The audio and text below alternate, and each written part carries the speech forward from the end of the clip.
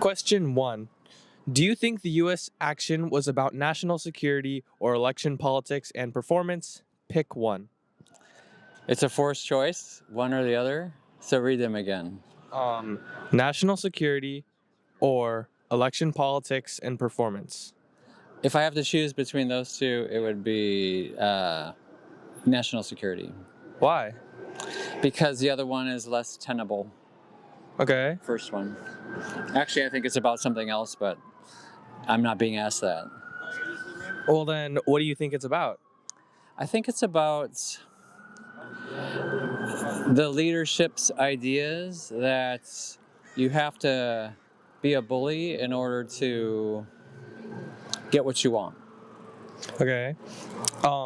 If this later looks like an unnecessary war, would you feel manipulated? No, because I didn't vote for that particular person. So how would I be manipulated if I didn't choose that leadership? Okay. And do you support sanctions and strikes? If it makes ordinary Iranians poor and more desperate, is it acceptable? No. So you believe all humans have fundamental rights? Correct. They do. Okay, yes. And it's written in our Constitution as inalienable rights. Yes. Life, liberty, pursuit of happiness. That doesn't only apply to Americans. It applies to all people. Okay, yeah, well, thank you for your time. You're welcome. That was very good. All right. Just check it out if you Okay. want. All right. All done? Yes. Great. All right. Thanks for doing this. Thank you. All right. Question 1. Are you willing to pay for this conflict through higher gas prices, inflation, or taxes? And what cost is too much? Am I a U.S. citizen willing to pay for a conflict that was started foreignly? No. That's my simple answer. Okay.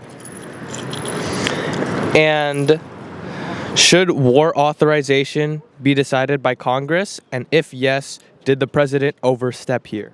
The president, in my opinion, oversteps all the time. This is not something that for this president, basically, like, there are no rules. So yes, it's supposed to be through Congress, through the our established law. But obviously, with this POTUS, he does whatever he wants, breaks things, asks question later. Okay. And if another country used preventing future threats to justify airstrikes on U.S. soil, would you accept that logic? In terms of if foreign countries said that we were threatening to them, or we were some sort of foreign threat? Is that what the... If they believe that we would be a threat to them in the future, Should they reserve the right to come and attack us? would you accept the logic? Tit for tat? Sure. You know what? Isn't that what the premise of, like, a lot of warfare was built on? That we have a hunch that they're going to attack us, so we're going to attack them first? Yeah. Well, that's some interesting thoughts. Thank you for your time. You can check that link or the QR code for the video. Good luck. Yeah. What's your name? Minnie. Okay, I'm Marvin. Right. Nice to meet you. Nice meeting you. Keep on asking questions. Yeah, thank you. What do you think is the real red line here? Nukes, missiles, or regional influence? Which is the core issue? I don't think anybody knows what the core issue is, because the government has done a really poor job of actually explaining why we're in Iraq and or Iran, and what we hope to achieve. So you oppose the strikes? I do. So, do you also admit the other side may pose real threats, and what's your alternative?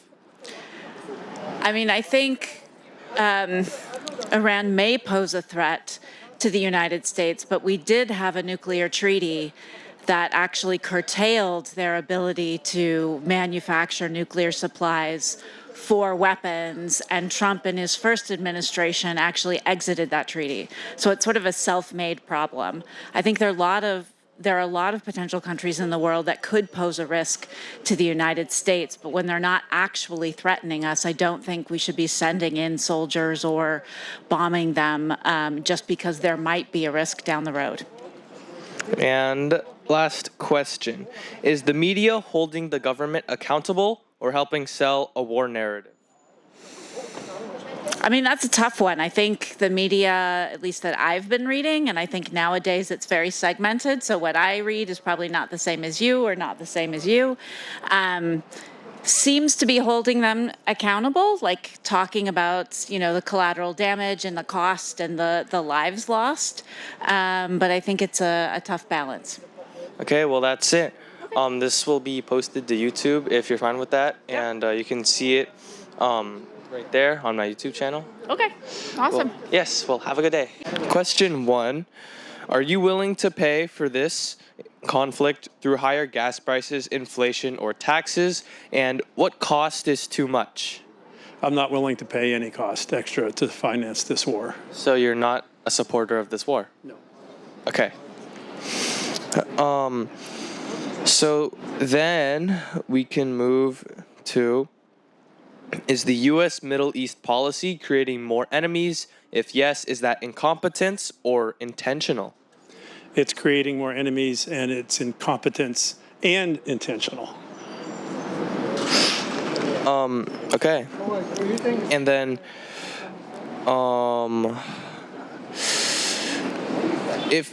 do you also admit that the other side may pose real threats? And what's your alternative?